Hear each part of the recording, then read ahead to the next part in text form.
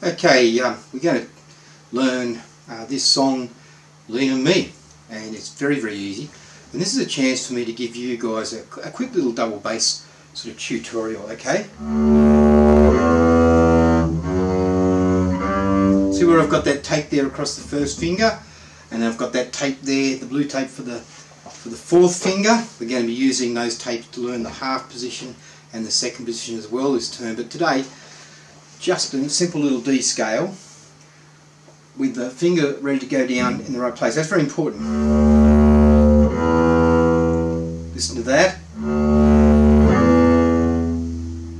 Hear that ringing sound? When that first finger is exactly right, if your bass is in tune, it should be ringing with the open E string. Very simple. And that's when the bass just opens up and it's a beautiful instrument, okay?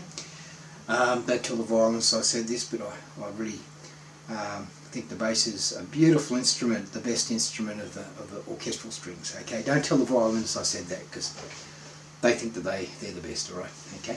So nice quick little scale here, 0, 1, 4, open G.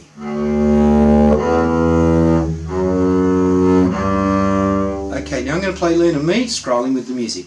1, 2, 3, 4.